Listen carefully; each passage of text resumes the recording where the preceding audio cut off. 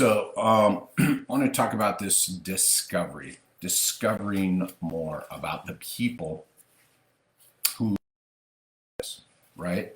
And when we say discovery, right, if I stood in a room full of physical therapists and said discovering more about patients, their brain would immediately go to the clinical intervention. They're in the clinic, they're across the screen from me on a telehealth world, they're somewhere in that world, right? And so I want you to get out of that mindset again and get into the patient life cycle. All the success we talk about starts earlier upstream. It doesn't finish upstream, right? It's a journey. There's a destination. Yet, as we all know, without understanding all the steps in the journey, without mapping it out, just like a trip, anywhere, by plane, by car, by anything, you map your trip out. You look at the destination, you reverse engineer it, right? And you look at how you want that journey to go. That's what I'm talking about. Just like any journey, right? If you're making a 3,000-mile journey by plane, if you're late for the plane, the journey's dead in the water, right? So we got to go step by step, and we got to understand step by step, because if you don't make the plane, all the rest of the shit doesn't matter. And that's what I'm talking about here with this front desk success, setting the patient up for success. It's like getting packed, getting the car scheduled, getting to the airport on time so that you can do what? Get on the plane. So we're talking about this earlier in the journey part, right? The airplane trip is probably the easiest part, as we all know, but it's packing, it's getting to the airport, it's doing all that stuff, okay? So we've got to understand this journey here's the other thing too, right? Let's use the terminology properly. You'll notice in the title, discover what your potential patients want. Because when your front desk team member picks up the phone, here's, hi, my name is Jerry, I'd like to get scheduled, they're dealing with a potential patient. And when you're looking at your schedule for tomorrow, for next week, for Wednesday, and you see the whatever color indicates new patients, right? You go, oh, we got 10 new patients scheduled. I'm like, no, you got 10 potential new patients scheduled, which doubles back to why will they arrive, right? It changes the mindset of everything. It changes the terminology and makes it right? Again, if your front desk is told to get people scheduled versus your front desk is told to start to build a relationship and be a problem solver and set the provider up for success on this potential patient's journey with our business so that they can complete a plan of care versus get them scheduled.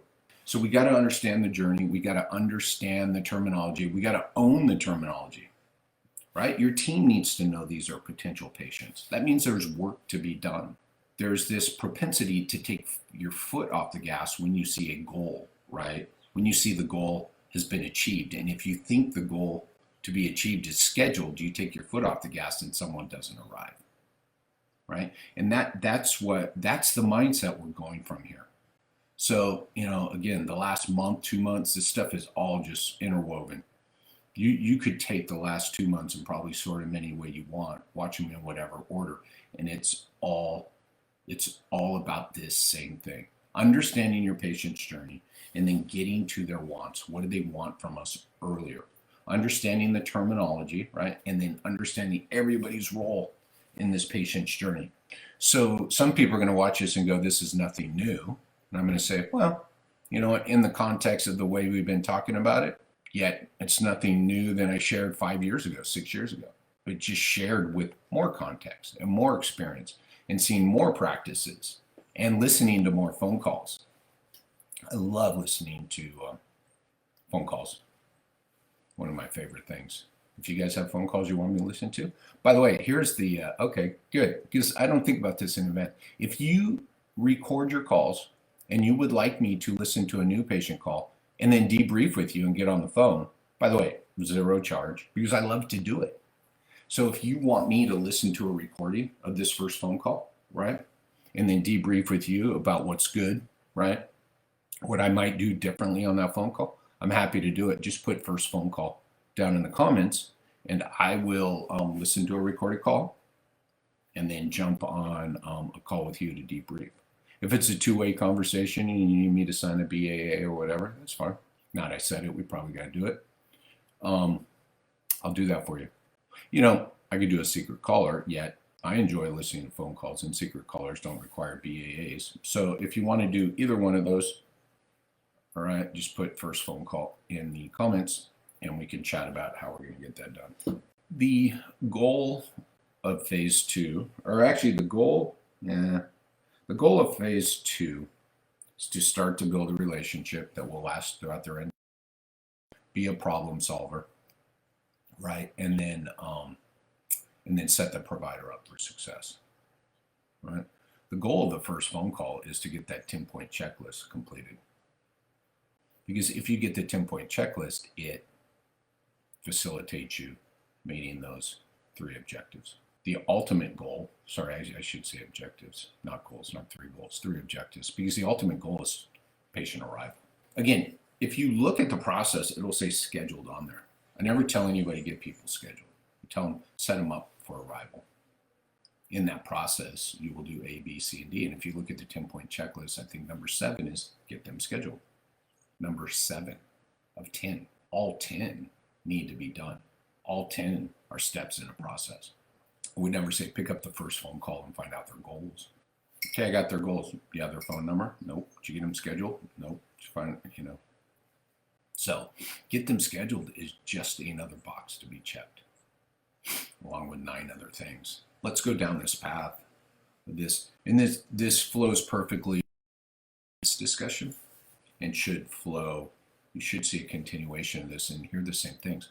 This whole discover, I love this word discover, right? The salespeople might say qualify a lead, which I like to say too. And it's actually, right, checking the boxes. Discover entails you. If I say qualify leads, you think about checking boxes. If I say discover new things about someone, that means you're going to have a conversation, right? The mindset again around that is very different. And that's why I put discover in there. Because discover entails you, the person who answered the phone, asking better questions. What's your address? We discovered something. Is that going to change their ability to arrive? Is that going to increase the likelihood of arrival? 0%. 0%. So we need to collect that data. So what are the things we need? What boxes do we need to check? And what things do we need to discover on this new patient phone call when they are still a potential patient and they need a reason to arrive? See how we tie that all together? They do. We must give them a reason to arrive. And everybody is under the false belief that the only thing you have to give them is some kind of verification, qualification, I don't even know the right word, around their insurance or around their price. But that's no reason to arrive, because anybody can deliver that. So remember, the wants and needs about what can you deliver that other people can't deliver. If 10 different providers across multiple professions are advertising they can help low back pain, then why would you schedule someone for low back pain? If 10 different providers on their website and everywhere else say we all take, most insurances, why would you put that front and center? That doesn't create the uniqueness and the reason for someone to arrive to see you. And if you believe that's the only thing, one of my other favorite things I saw this week, and one of my favorite things I've been thinking about, is in the absence of value, and we talked about this too, the only thing you have to default to is price. And I said this. And think about that hard. I get pushback all the time. Oh, Jerry, this is one of my favorites. Jerry, nobody will pay for physical therapy. And I'm like, you're damn right nobody will pay for physical therapy. You said it best. When I talk about going out and network or adding these other services, oh, nobody will pay for that. I say pay for what? Pay for physical therapy. And I'm like, exactly right. A, people don't know what it is, and B, they can get it anywhere. Think about that for a second. So when I do my secret callers and 80% of the time I'm scheduled for physical therapy, why would I arrive? I can get that anywhere, right? So part of this discovery is figuring out what people want, because then physical therapy is irrelevant. Yes, you heard me, irrelevant. We're not going to sell that. We're not going to talk about that. We're not going to schedule people for that, because that is an undetermined, right? When someone says, I need physical therapy, that's the worst. I tell people all the time, the worst thing you can hear when you pick up the phone, my insurance. I can manage that 100% of the time. The worst thing I can hear is, I want to get scheduled for physical therapy. Think about that for a second. That is the worst thing, worst way for someone to lead a phone call. Do you take my insurance is easy to manage. Even if you're completely out of network, even if you don't take insurance. Do you take my insurance is an easy conversation. I want to get scheduled for physical therapy is shit. What the hell do they need from me? What do they want from me? Now I got to buckle in, right? Get my 10-point checklist out and move through this conversation. Yet, I want to get scheduled for physical therapy is the call most clinics wait for all day long. 100% of the time, if I reached out to the bulk of front desk people I work with or could work with, or clinics out there do secret callers, what calls do you dread the most? Oh, the insurance questions. What calls are the easiest? Well, people that call and want to get scheduled. And you get lulled into a false sense of security with what people need. Physical therapy, what is it? I don't know. What's their perception of it? I don't know. What's it worth to them? Can't be a lot, right? Man, I love this stuff. I love this stuff. This all ties together so perfectly. The easiest calls are when people just call and say, I want to get scheduled for physical therapy. I'm like, easy for you because you check the boxes. In the absence of value, the only thing left is price. And when clinic owners and practice owners and front desk people, rarely front desk people say this though, by the way, that people won't pay for physical therapy, it's because there is nothing to value. And if you allow them to believe they will receive the same thing they've always received in physical therapy, whatever it is, then it's a race to the bottom. Of course, you take my insurance, don't you? Oh, it's a $30 copay. I know my copay. I always want to go, wow. And I have in the past. So remember, I answered all these calls. And I always wanted to say, wow, you've had some bad physical therapy experiences. Tell me more. There's your discovery question. Tell me about a bad physical therapy experience, and they'll give you their definition. Tell me about a good physical therapy experience, and they'll start to give you their definition. That's expectations, right? That's number 4 on the 10-point checklist. Get their expectations, right? So this discovery is the better question, is the next question. I need physical therapy. Great, Jerry. I'm so glad you called us here at ABC Physiotherapy. And in order to take care of you and don't waste your time, money, or energy, I need to learn a little bit more about you and what you want from us. I hear you said physical therapy, but we got to go, right? I want to make sure I get you scheduled with the expert. I want to make sure we deliver, right? What we need to deliver for you. I've even coached people on saying, hey, I realize physical therapy is in our name, but that doesn't tell us or tell you actually how we can help you. So I need to learn a little more. Boom. Now we're setting up the success to get more discovery. In the absence of value, people will always default to price. So now, when I hear why you called us, what it is you achieve with us, right? If nothing else, all the front desk people watching this and all the owners, just put a sticky note, right? What do they want from us? And it should be a list, by the way. At the same time that you're asking, what do you want from us? You've got to start reassuring and decreasing their uncertainty. Uncertainty is why they will not show up for the first visit. Uncertainty is why they will call and cancel because they found another place $5 cheaper. Uncertainty is the reason why they'll call and cancel when the chiro office or the massage therapist or whoever else went deeper and discovered more about them than you did. That uncertainty, right, is confidence. I'm confident that I've chosen the right place to get me back to my wants. I have low back pain. Okay, what is it you want to do? What is it you want to get back to? Right? What's the future? There's a million ways to handle this. So many people do it different ways, right? What do you want to get back to? What's the future look like? If you were to schedule with us, how would you measure success? I love that question. That's their want. Because, by the way, a lot of people are sitting here and going to watch this and go, yeah, but people don't know what physical therapy is. And I'm like, exactly. You just told me the problem with scheduling people for physical therapy. So if you say, what do you want out of it? And they go, well, I really don't know how you can help me. Ding, ding, ding, ding, ding. You just prevented a freaking cancel no-show. Well, you know what? I really don't know what physical therapy is and how it can help me. That's where I want to get to. That's a fucking win. Because even if they don't schedule, we know exactly why. It wasn't a fit. We weren't aligned. We don't meet their wants.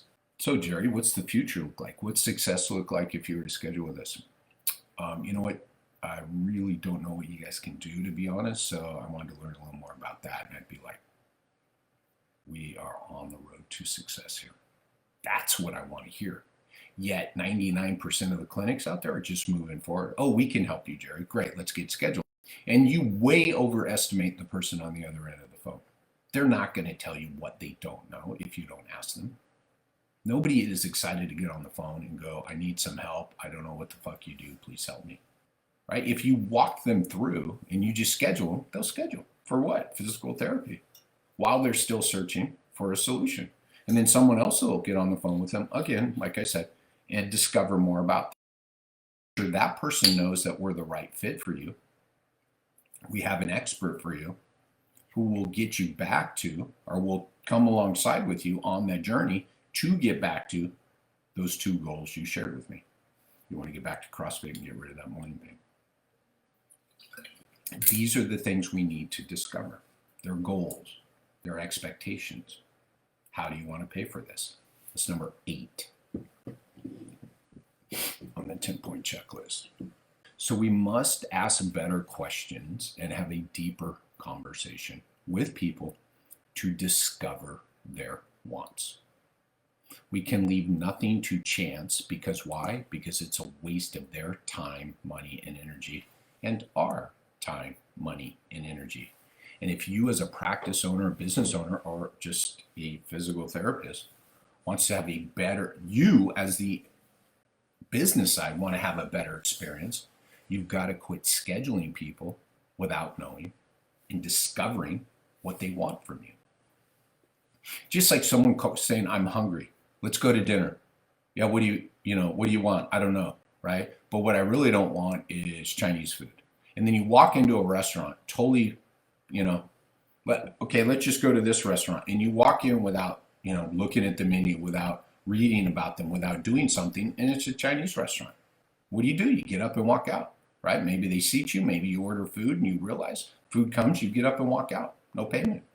You wouldn't do that. So, but you're expecting people to walk into your business, take their time, money, and energy to walk into your place of business without really knowing what they're going to get. Well, I'm going to get some help for my low back pain.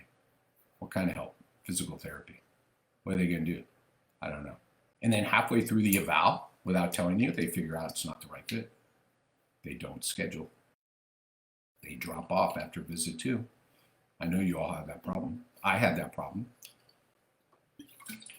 because we didn't dig deep enough. So there's nothing wrong.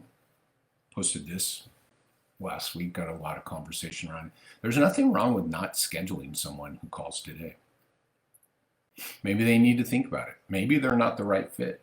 If my front desk team members and the people I train go through that 10-point checklist and we see all the documentation of it and someone doesn't schedule, I high-five them.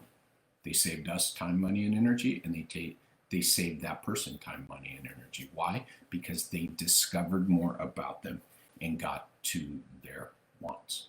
It's that simple. So again, the 10-point checklist is the template, is the structure to have the conversation in a manner that you can discover all the things you need to do to make sure that you have started to build a relationship with someone, because the 10-point checklist will help you be the problem solver and it will help you set the provider up for success, right? On that journey to arrival. So once someone goes on to the schedule as part of this process, we know if you've used the 10-point checklist and all the pieces are in place for phase 2 of this patient life cycle, then the likelihood of first visit arrival is highly increased. And yes, price is included in that 10-point checklist.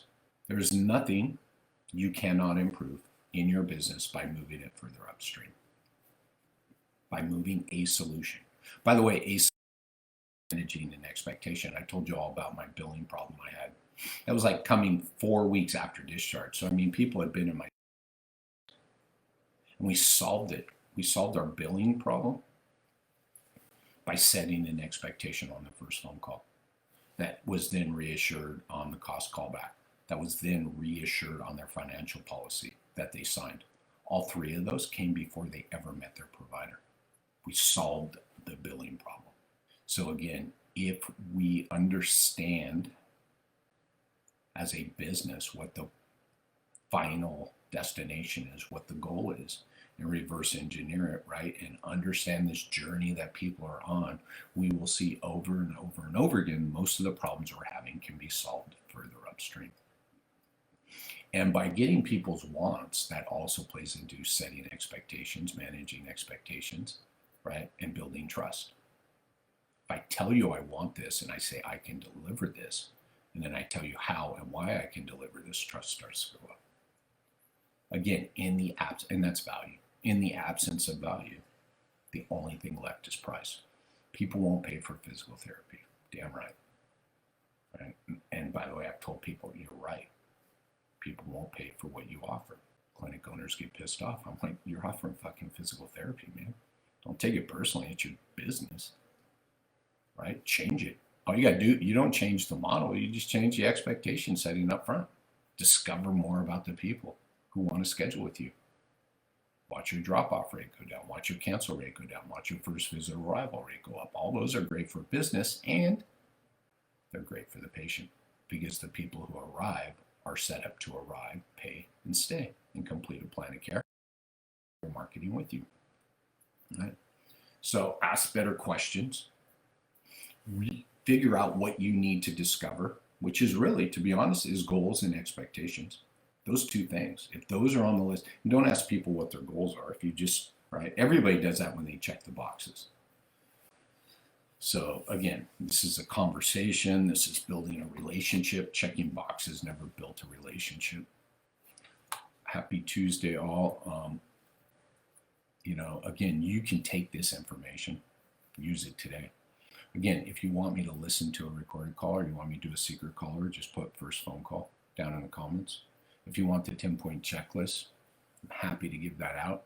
It's 10 things in the order, by the way, in the order that you need to get them. Again, right? You'll see price is number 7. And there's a way to manage all these phone calls. When someone starts with, do you take my insurance? Someone calls and says, right, I want to get scheduled. Do you take my insurance? Someone calls and says, I have low back pain. I want to get scheduled. Do you take my insurance? By the way, all those get managed the same exact way. That's the beauty of all this. Okay. Cheers all. And start asking better questions. The phone calls don't get longer with the better questions. They do at first because people are stumbling around, rightfully so. It's just like swinging a golf club for the first time. You got to get the repetitions in. And actually the phone calls become more efficient, right? Because some people get off the phone pretty quickly. Other people you may keep longer, but it's going to settle into this nice medium. Yet I tell people, I've been on 8-minute phone calls where people don't schedule me. I'm like, how could a phone call be any longer than that by adapting this? 8-minute phone call? Didn't schedule me, right? By not asking the right questions, no discovery.